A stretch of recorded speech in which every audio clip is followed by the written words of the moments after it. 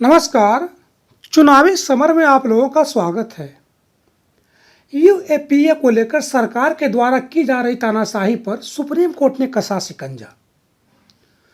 जी हां, जैसा कि हम जानते हैं कि केंद्र की मोदी सरकार और उत्तर प्रदेश की योगी सरकार सहित अन्य कई राज्य सरकारें भी यूएपीए का इस्तेमाल अपने विरोधियों के खिलाफ कर रहे हैं।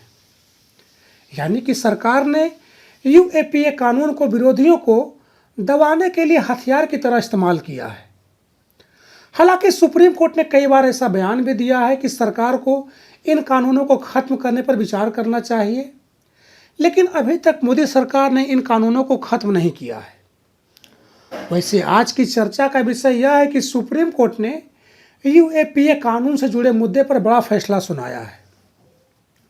आपको बता दें कि सुप्रीम कोर्ट ने माओवादियों से कथित संबंधों के कारण राष्ट्रीय जांच एजेंसी द्वारा नवंबर 2019 में गैर कानूनी गतिविधि रोकथाम अधिनियम यानी कि यूएपीए के तहत गिरफ्तार किए गए 2 छात्रों में से एक छात्र ताहा फैसल की जमानत मंजूर कर ली।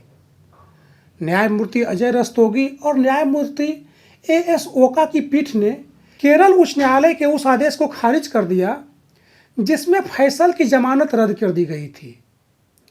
इसके साथ ही शीर्ष अदालत ने केंद्र सरकार द्वारा दायर याचिका भी खारिज कर दी। दरअसल केंद्र सरकार मामले में दूसरे आरोपी अल्लान शोएब की जमानत मंजूर करने का निचली अदालत का आदेश बरकरार रखने संबंधी केरल उच्च न्यायालय के फैसले को चुनौती दी थी।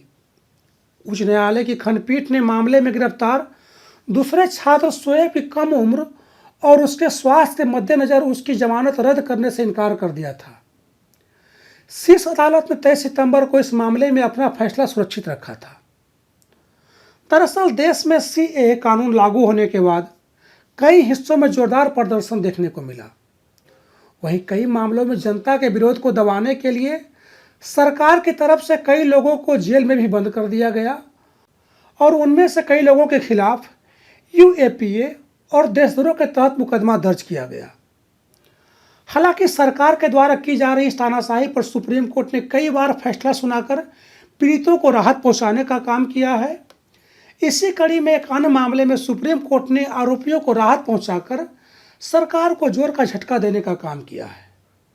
इस पर जानकारों का यह मानना है कि जिस तरह से सुप्रीम कोर्ट ने यूएपीए और राजद्रोह कानून को खत्म करने की चर्चा की है, उस पर एक बार फिर से मोदी सरकार को गंभीरता से विचार करने की आवश्यकता है ताकि देश में लोकतंत्र सलामत रहे। धन्यवाद।